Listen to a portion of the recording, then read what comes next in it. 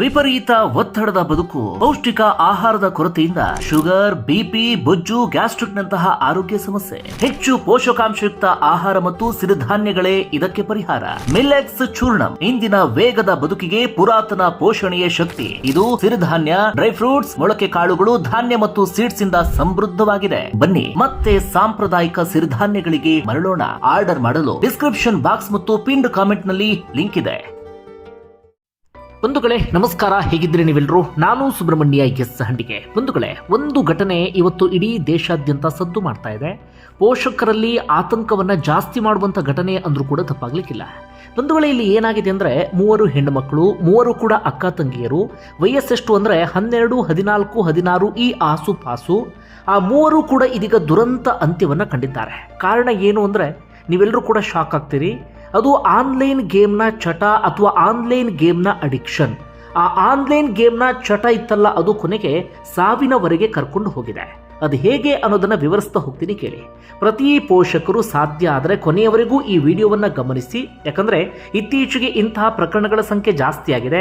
ಈ mobile addiction ಅಥವಾ digital addiction ಅನ್ನೋದನ್ನ ಏನು ಹೇಳ್ತೀವಿ, ಅದು ಎಷ್ಟೋ ಮಕ್ಕಳನ್ನ ಬಲಿ ತೆಗೆದುಕೊಳ್ತಾ ಇದೆ.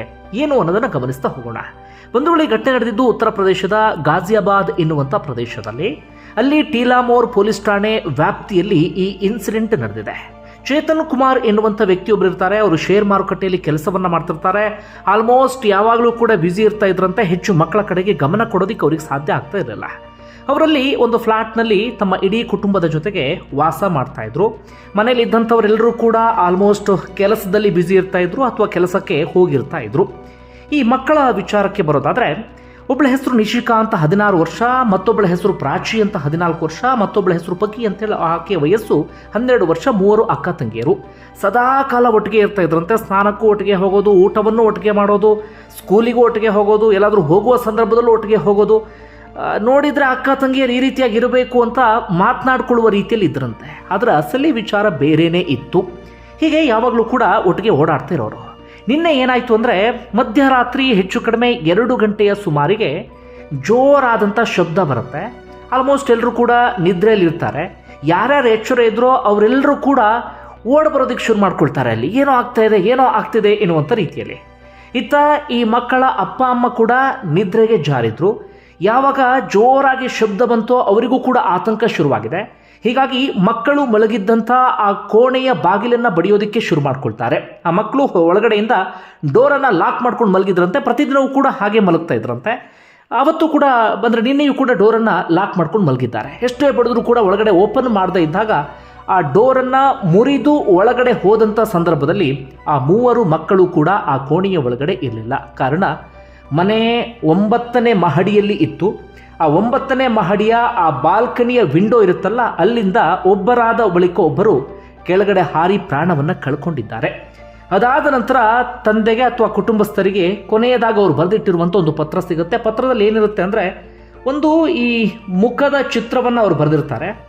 ಕಣ್ಣಿನಿಂದ 2 ಕಡೆಯೂ ಕೂಡ ನೀರು ಬರುವ ರೀತಿಯಲ್ಲಿ ಚಿತ್ರವನ್ನು ಬಿಡಿಸಿರ್ತಾರೆ. ಹಾಗೆ ಅದರಲ್ಲೊಂದು ಬರಹವನ್ನು ಬರೆದಿರ್ತಾರೆ.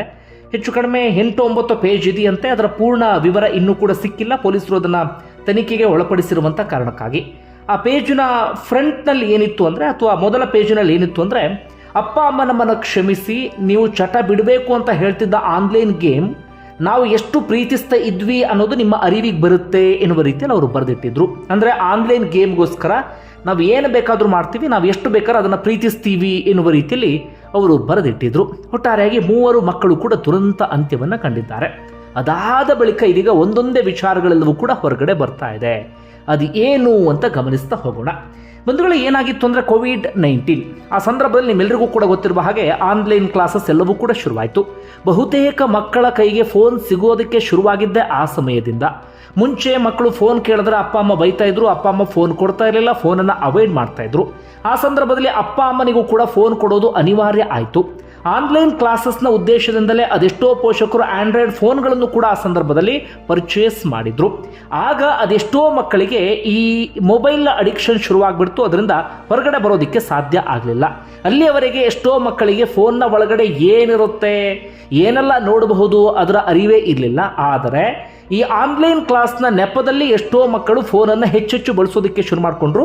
ಒಂದಷ್ಟು ಮಂದಿ ಅಡಿಕ್ಷನಿಂದ ಹೊರಗಡೆ ಬಂದರು, ಇನ್ನೊಂದಷ್ಟು ಮಕ್ಕಳಿಗೆ ಹೊರಗಡೆ ಬರೋದಕ್ಕೆ ಸಾಧ್ಯ ಆಗಲಿಲ್ಲ. ಈ ಮಕ್ಕಳ ವಿಚಾರದಲ್ಲೂ ಕೂಡ ಹಾಗೆ ಕೋವಿಡ್-19 ಸಂದರ್ಭದಲ್ಲಿ ಇವರ ಕೈಗೆ ಫೋನ್ ಬರೋದಕ್ಕೆ ಶುರುವಾಯಿತು. ಫೋನ್ ಬರ್ತಾ ಇದ್ದ ಹಾಗೆ ಆ ಮಕ್ಕಳು ಫೋನಲ್ಲಿ ವಿಪರೀತ ಬ್ಯುಸಿ ಆಗಿಬಿಟ್ರು. ಆರಂಭದಲ್ಲಿ ಪೋಷಕರು ಇದನ್ನು ಗಮನಿಸಿದ್ದಾರೆ, ಮಕ್ಕಳಿಗೆ ಬುದ್ಧಿ ಮಾತನ್ನು ಹೇಳಿದ್ದಾರೆ, ಫೋನಿಂದ ದೂರ ಇರಿ ಎನ್ನುವ ರೀತಿಯಲ್ಲಿ ಬೈದಿದ್ದಾರೆ. ಆದರೆ ಅಪ್ಪ ಅಮ್ಮ ಎಲ್ಲರೂ ಕೂಡ ಕೆಲಸಕ್ಕೆ ಹೋಗ್ತಾ ಇದ್ರಂತೆ, ಹೆಚ್ಚಾಗಿ ಮಕ್ಕಳ ಕಡೆ ಗಮನ ಕೊಡೋದಕ್ಕೆ ಸಾಧ್ಯ ಆಗ್ತಾ ಇರಲಿಲ್ಲ. ಆದರೆ ಆನ್ಲೈನ್ ಕ್ಲಾಸಸ್ಗೆ ಅಂತ ಕೊಡಿಸಿದಂಥ ಫೋನ್ ಇತ್ತಲ್ಲ, ಅದನ್ನು ಇಟ್ಕೊಂಡು ಯಾವಾಗಲೂ ಕೂಡ ಓಡಾಡ್ತಾ ಇದ್ರಂತೆ, ಅದರಲ್ಲೇ ಏನೋ ನೋಡ್ತಾ ಇರ್ತಿದ್ರಂತೆ. ಕೇಳಿದಾಗ ನಾವೇನೋ ಯೂಟ್ಯೂಬ್ ಮಾಡ್ತಾ ಇದ್ದೀವಿ, ಅದು ಮಾಡ್ತಿದ್ದೀವಿ ಅಂದಿದ್ದಾರೆ. ಅಪ್ಪ ಅಮ್ಮ ಕೂಡ ಹೆಚ್ಚು ತಲೆ ಕೆಡಿಸ್ಕೊಳ್ಳೋಕೆ ಹೋಗಿಲ್ಲ, ಯಾಕಂದರೆ ವಯಸ್ಸು ಅಷ್ಟೊತ್ತಿಗಾಗಲೇ 14-16 ಆಗಿತ್ತಲ್ಲ, ಏನೋ ಮಾಡ್ತಾ ಇರ್ಬೋದು, ಏನೋ ಕ್ರಿಯೇಟಿವ್ ಆಗಿ ಏನೋ ಮಾಡ್ತಿರ್ಬೋದು, ಆ ರೀತಿಯಾಗಿ ಅಂದ್ಕೊಂಡಿದ್ದಾರೆ. ಆದರೆ ಬರ್ತಾ ಏನಾಗ್ಬಿಟ್ಟಿದೆ ಅಂದರೆ, ಒಬ್ಬೊಬ್ಬರಾಗಿ ಸ್ಕೂಲ್ಗೆ ಹೋಗೋದನ್ನು ಅವಾಯ್ಡ್ ಮಾಡೋದಕ್ಕೆ ಶುರು ಮಾಡ್ಕೊಂಡಿದ್ದಾರೆ, ಅಪರೂಪಕ್ಕೆ ಸ್ಕೂಲಿಗೆ ಹೋಗೋದಕ್ಕೆ ಆರಂಭಿಸಿದ್ದಾರೆ. ಜೊತೆಗೆ ಓದಿನಲ್ಲೂ ಕೂಡ ತೀರಾ ಹಿಂದೆ ಬಿದ್ದುಬಿಟ್ಟಿದ್ದಾರೆ, ಓದಿನ ಕಡೆಗೆ ಆಸಕ್ತಿಯನ್ನೇ ತೋರಿಸ್ತಾ ಇರಲಿಲ್ಲ, ಅದರಲ್ಲಿ ಫೇಲ್ ಆಗೋದಕ್ಕೆ ಕೂಡ ಶುರುವಾಗ್ಬಿಟ್ರಂತೆ ಹೆಚ್ಚು ಕಡಿಮೆ ಇತ್ತೀಚಿನ ಒಂದಷ್ಟು ವರ್ಷಗಳಲ್ಲಿ. ಆಗ ಅಪ್ಪ ಅಮ್ಮನಿಗೆ ನಿಜವಾಗ್ಲೂ ಯೋಚನೆ ಶುರುವಾಗಿದೆ ಅಥವಾ ಆತಂಕ ಶುರುವಾಗ್ಬಿಟ್ಟಿದೆ. ಏನು ಅಂತ ಕೇಳಿದಾಗ ಮಕ್ಕಳು ಹೇಳ್ತಾ ಇದ್ರಂತೆ, ನಾವು ಕೊರಿಯನ್ ಸಂಸ್ಕೃತಿಯನ್ನು ಇಷ್ಟಪಡೋದಕ್ಕೆ ಶುರು ಮಾಡ್ಕೊಂಡಿದ್ದೇವೆ, ನಮಗೆ ಕೊರಿಯಾಗೆ ಹೋಗಬೇಕು ಅಂತ ಅನ್ನಿಸ್ತಾ ಇದೆ, ಹಾಗೆ ಹೀಗೆ ಅಂತ ವಿಚಿತ್ರವಾಗಿ ಹೇಳ್ತಾ ಇದ್ರಂತೆ. ಆಗ ಅವ್ರಿಗೆ ಗೊತ್ತಾದಂಥ ಸಂಗತಿ ಏನಪ್ಪ ಅಂದರೆ, ಮಕ್ಕಳು ಯಾವುದೋ ಆನ್ಲೈನ್ ಗೇಮ್ ಚಟಕ್ಕೆ ಬಿದ್ದುಬಿಟ್ಟಿದ್ದಾರೆ ಅಥವಾ ಆನ್ಲೈನ್ ಗೇಮ್ ಆಡೋದಕ್ಕೆ ಶುರು ಮಾಡ್ಕೊಂಡಿದ್ದಾರೆ ಅಂತ.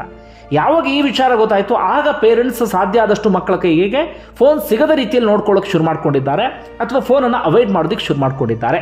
ಹೆಚ್ಚು ಕಡಿಮೆ ಈ ತಿಂಗಳು ಫೆಬ್ರವರಿ ಆರಂಭದಿಂದಲೂ ಕೂಡ ಸರಿಯಾದ ರೀತಿಯಲ್ಲಿ ಫೋನನ್ನು ಕೈ ಕೊಡ್ತಾ ಇರಲಿಲ್ವಂತೆ. ಆಗ ಮಕ್ಕಳು ಒಂದಷ್ಟು ಹಠ ಮಾಡಿದ್ದಾರೆ ಅಥವಾ ಅಪ್ಪ ಅಮ್ಮ ಜೊತೆ ಜಗಳ ಆಡಿದ್ದಾರೆ, ಇಂಥದ್ದೆಲ್ಲವೂ ಕೂಡ ಮನೇಲಿ ನಡೀತಾ ಇತ್ತು.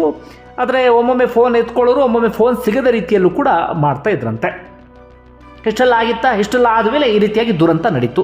ಅಪ್ಪಮ್ಮನಿಗೆ ಗೊತ್ತಿದ್ದೇನೋ, ಯಾವುದೋ ಆನ್ಲೈನ್ ಗೇಮ್ ಆಡೋದಕ್ಕೆ ಶುರು ಮಾಡ್ಕೊಂಡಿದ್ದಾರೆ, ಆನ್ಲೈನ್ ಗೇಮ್ ಹುಚ್ಚಿಗೆ ಬಿದ್ದಿದ್ದಾರೆ, ಫೋನ್ ಕೊಡದ ಕಾರಣಕ್ಕಾಗಿ ಈ ರೀತಿಯಾಗಿ ಮಾಡ್ಕೊಂಡಿರಬಹುದು ಅನ್ನುವ ರೀತಿಯಲ್ಲಿ. ಅಂದರೆ ಅಪ್ಪ ಅಮ್ಮನಿಗೆ ಬುದ್ಧಿ ಕಲಿಸ್ಬೇಕು ಅಥವಾ ಅಪ್ಪ ಅಮ್ಮನಿಗೆ ನಾವು ಫೋನನ್ನು ಎಷ್ಟು ಇದು ಮಾಡ್ತಿದ್ವಿ ಅಂತ ಇದು ಮಾಡಬೇಕು ಅನ್ನುವ ರೀತಿಯಲ್ಲಿ ಹೀಗೆ ಮಾಡಿಕೊಂಡ್ರು ಅಂತ ಆರಂಭದಲ್ಲಿ ಪೋಷಕರಿಗೆ ಅನಿಸ್ತು. ಆರಂಭದಲ್ಲಿ ಪೊಲೀಸರು ಕೂಡ ಹಾಗೆ ಅಂದ್ಕೊಂಡಿದ್ರು. ಆದರೆ ಫೋನನ್ನು ಸರಿಯಾದ ರೀತಿಯಲ್ಲಿ ಪರಿಶೀಲನೆ ಮಾಡಿದ ಸಂದರ್ಭದಲ್ಲಿ ಇನ್ನಷ್ಟು ಬೆಚ್ಚಿ ಬೀಳುವಂಥ ಸಂಗತಿಗಳೆಲ್ಲವೂ ಕೂಡ ಹೊರಗಡೆ ಬರ್ತಾ ಇದೆ. ಇದನ್ನು ನೀವೆಲ್ಲರೂ ಕೂಡ ಕೇಳಿಸ್ಕೊಳ್ಬೇಕು ಅಥವಾ ವಿಶೇಷವಾಗಿ ಪೋಷಕರು ಕೇಳಿಸ್ಕೊಳ್ಬೇಕು. ಆ ಗೇಮ್ನ ಹೆಸರು ಏನಪ್ಪ ಅಂದರೆ, ಅದೊಂದು ಕೊರಿಯನ್ ಲವ್ ಗೇಮ್ ಅಂತ ಆ ಗೇಮ್ನ ಹೆಸರು. ಮುಂಚೆ ಒಂದು ಬ್ಲೂ ವೇಲ್ ಎನ್ನುವಂಥ ಗೇಮ್ ಇತ್ತು, ನಿಮ್ಮಲ್ಲಿ ಒಂದಷ್ಟು ಮಂದಿ ಗಮನಿಸಿರ್ಬೋದು.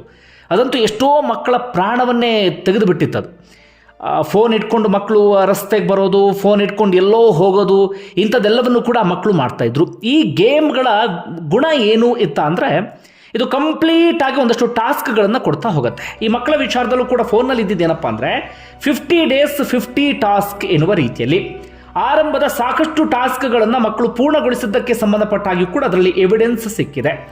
ಏನೇನು ಟಾಸ್ಕ್ ಕೊಡ್ತಾರೆ, ಏನು ಮಾಡುತ್ತೆ ಏನಂದ್ರೆ ಹೇಳ್ತಾ ಹೋಗ್ತೀನಿ ಕೇಳಿ. ಒಂದು ವೇಳೆ ಈ ಗೇಮ್ನ ವಿಶೇಷತೆ ಅಥವಾ ಈ ಗೇಮ್ನ ಗುಣ ಏನಪ್ಪ ಅಂದರೆ, ಒಂದು ರೀತಿಯಲ್ಲಿ ಯಾರು ಈ ಗೇಮನ್ನು ಆಡೋದಕ್ಕೆ ಶುರು ಮಾಡ್ಕೊಳ್ತಾರೆ ಅವರಿಗೆ ವರ್ಚುವಲ್ ಪಾರ್ಟ್ನರ್ ಸಿಕ್ಕ ರೀತಿಯಲ್ಲಿ ಆಗ್ತಾರೆ. ಅಂದರೆ ಯಾರೊಬ್ಬರು ನಮ್ಮ ಜೊತೆಗೆ ಇದ್ದ ರೀತಿಯಲ್ಲಿಯೇ ಅವ್ರು ಏನು ಮಾಡ್ತಾರೆ ಅಂದರೆ, ಬರ್ತಾ ನಿಮ್ಮ ನಿಧಾನಕ್ಕೆ ಕಂಟ್ರೋಲ್ ತಗೊಳ್ಳೋಕೆ ಶುರು ಮಾಡ್ತಾರೆ. ಅಂದರೆ ಆ ಗೇಮ್ನ ಇದೆ ಹಾಗೆ, ಆ ಗೇಮನ್ನು ಯಾರು ಆಡ್ತಾರೆ, ಆಡುವಂಥವರ ಮಾನಸಿಕ ಸ್ಥಿತಿ, ಅವರ ಗುಣ ಎಲ್ಲವನ್ನೂ ಕೂಡ ಅದು ರೀಡ್ ಮಾಡೋದಕ್ಕೆ ಶುರು ಮಾಡ್ಕೊಳ್ಳುತ್ತೆ. ಅದಕ್ಕೆ ತಕ್ಕ ಹಾಗೆ ಟಾಸ್ಕನ್ನು ಕೊಡೋದಕ್ಕೆ ಶುರು ಮಾಡ್ಕೊಳ್ಳುತ್ತೆ. ಆರಂಭದಲ್ಲಿ ಏನು ಮಾಡುತ್ತೆ ಅಂದರೆ, ಸಿಂಪಲ್ ಆಗಿರುವಂಥ ಒಂದಷ್ಟು ಟಾಸ್ಕ್ಗಳನ್ನು ಕೊಡ್ತಾ ಹೋಗುತ್ತೆ. ಅಂದರೆ ಮಧ್ಯರಾತ್ರಿ ಎದ್ದು ಕೂತ್ಕೊಳ್ಬೇಕು, ಮಧ್ಯರಾತ್ರಿ ಎದ್ದು ನೀನು ಯಾವುದೋ ಒಂದು ಹಾರರ್ ಮೂವಿ ನೋಡಬೇಕು, ಅಥವಾ ನೀನು ಮಧ್ಯರಾತ್ರಿ ಎದ್ದು ರಸ್ತೆಗೆ ಹೋಗಬೇಕು, ನಿನ್ನ ಧೈರ್ಯವನ್ನು ತೋರಿಸಬೇಕು ಎನ್ನುವ ರೀತಿಯಲ್ಲಿ ಮಕ್ಕಳಿಗೇನು ಆ ಟಾಸ್ಕನ್ನು ಪೂರ್ಣ ಮಾಡ್ತಾ ಇದ್ದಾಗ ಅವ್ರಿಗೆ ವಿಪರೀತ ಖುಷಿ ಸಿಕ್ಬಿಡುತ್ತೆ, ಏನೋ ಒಂದು ಸ್ಯಾಟಿಸ್ಫ್ಯಾಕ್ಷನ್, ನಾವು ಏನೋ ಗೆದ್ದು ಬಿಟ್ವಿ ಎನ್ನುವಂಥ ಮನಸ್ಥಿತಿ ಮಕ್ಕಳಿಗೆ ಆಗಿಬಿಡುತ್ತೆ. ಬರ್ತಾ ಆನ್ಲೈನ್ ಗೇಮ್ ಏನು ಮಾಡುತ್ತೆ ಅಂದರೆ, ಮಕ್ಕಳನ್ನು ಆದಷ್ಟು ಒಂಟಿಯಾಗಿರುವ ರೀತಿಯಲ್ಲಿ ಮಾಡೋಕ್ಕೆ ಶುರು ಮಾಡಿಬಿಡುತ್ತೆ. ಅಂದರೆ ಮಕ್ಕಳು ಏಕಾಂಗಿಯಾಗಿ ಇರುವ ರೀತಿಯಲ್ಲಿ, ಯಾರ ಸಂಪರ್ಕಕ್ಕೂ ಹೋಗದ ರೀತಿಯಲ್ಲಿ ಒಂದಷ್ಟು ಟಾಸ್ಕನ್ನು ಕೊಡೋದಕ್ಕೆ ಶುರು ಮಾಡ್ಕೊಳ್ಳುತ್ತೆ. 2-3ನೇ ಹಂತಕ್ಕೆ ಮಕ್ಕಳು ಏನಾಗ್ಬಿಡ್ತಾರೆ ಅಂದರೆ, ಆ ಗೇಮ್ ಬಿಟ್ಟು ಬೇರೆ ಪ್ರಪಂಚವೇ ಇಲ್ಲ ಎನ್ನುವ ಹಂತಕ್ಕೆ ಹೋಗಿಬಿಡ್ತಾರೆ. ಅದಾದ ನಂತರ ಆ ಗೇಮ್ನಲ್ಲಿ ರಿಯಲ್ ಟಾಸ್ಕ್ ಎಲ್ಲವೂ ಕೂಡ ಶುರುವಾಗುತ್ತೆ.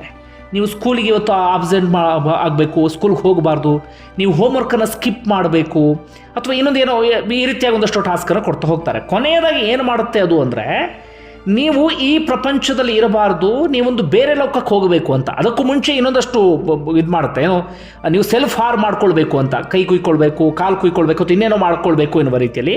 ಅದಾದ ನಂತರ ಕೊನೆಯದಾಗ ಗೇಮ್ ಏನು ಮಾಡುತ್ತೆ ಅಂದರೆ ಬೇರೆ ಲೋಕಕ್ಕೆ ದಾರಿ ಅಥವಾ ಬೇರೆ ಲೋಕಕ್ಕೆ ನೀವು ಹೋಗಬೇಕು ಅಂಥೇಳಿ ಅದೆಷ್ಟೋ ಮಕ್ಕಳು ಪ್ರಾಣ ಕಳ್ಕೊಳ್ಳುವ ರೀತಿಯಲ್ಲಿ ಮಾಡಿಬಿಡುತ್ತೆ.